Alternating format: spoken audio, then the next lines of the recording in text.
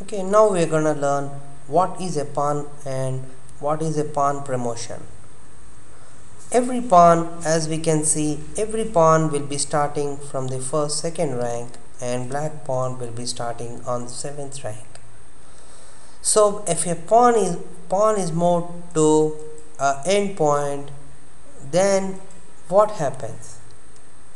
Even a pawn is moved to an end square, what does it happens? We can do anything when a pawn reaches 8th rank. For example, if a pawn reaches 8th rank, we can do any of the pieces like queen, rook, bishop or knight. The pawn we cannot do king or even pawn. So when a pawn reaches 8th rank, we can do any of the pieces like king, like queen, rook, bishop or knight.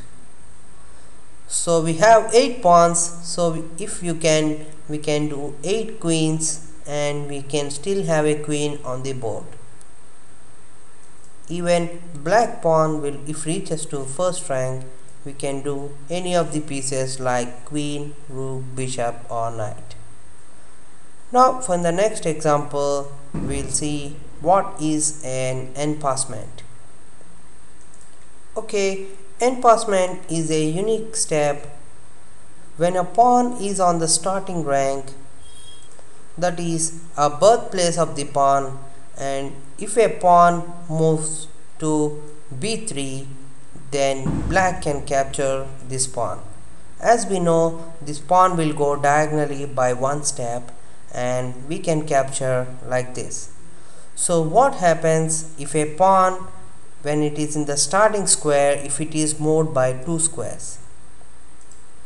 Now black can never capture this pawn because it have been passed away to b4. So in chess there is a unique step called enpassment. When the pawn reaches the 4th rank, if a black pawn if the neither of the black pawn should having in the adjacent files, then that pawn can capture even if you move for the 4th rank. See, for example, if white played b4 in this position, black can still capture this b4 pawn by playing b into c into b3, not c into b4. As we know, pawn cannot go sidewise. We can still capture this pawn by playing c into b3. Imagine that this pawn still is under b3. Even in the black case, the black pawn should be in the starting position, and if black played a move called h5, like h5, then white can simply grab this pawn with g into h6. Enpassment can be done right in the next move. For example, if black played h5 and white played a move like king d2, and if black played any move like king d7, now white cannot do enpassment. The enpassment should be done right in the next move. And there is one more thing, if the pawn is directly on h6, like in this position, if we played that from h6 to h5, now there is no way that white can do enpassment. So enpassment is done when the pawns should be on the base file and opponent pawns should be in the 5th rank from their base. Okay, next we are gonna learn what is a castling and why we do castling. Basically, in chess game we have a step called castling, and most of us will know why we do castling. Castling is a step that involves rook and king. We do castling to protect our king from enemy forces. When our king is in the center, any of the opponent pieces can directly give a check or even sometimes a checkmate.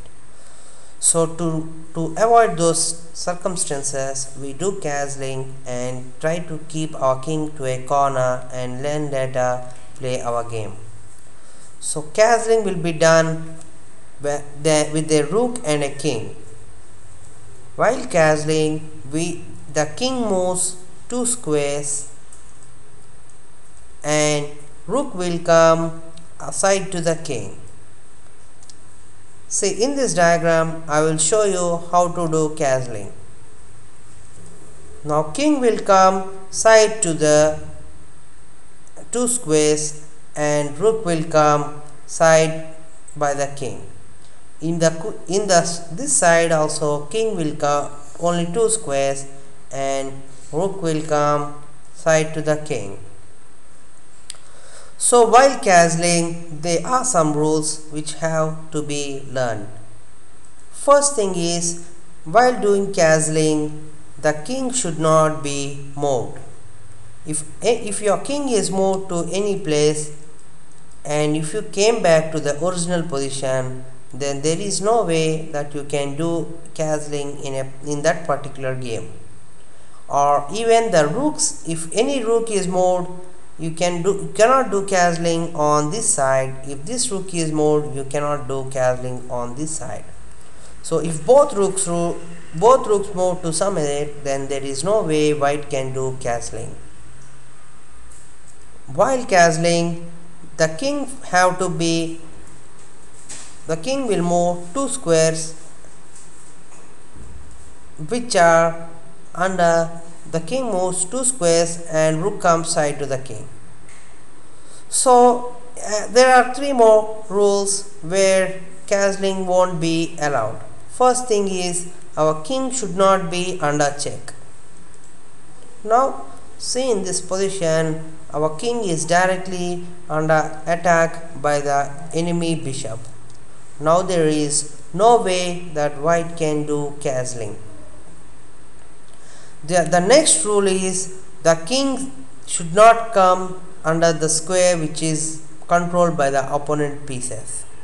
For example, see this position where the opponent bishop is controlling the g1 square and king cannot come to a check and king cannot do castling. And the third one is, when the opponent piece is not attacking the square which the king is going to come, or it is not giving the check to the square. In this case also the king cannot do castling because the square which the king is going to move is under attack. So these are the 3 main principles involved in castling. And note, while doing castling, we should touch the king first and later we have to play with the rook. For example, see, I am playing with the king and on g1 and rook will come to f1, or king comes to c1 and rook will come to d1.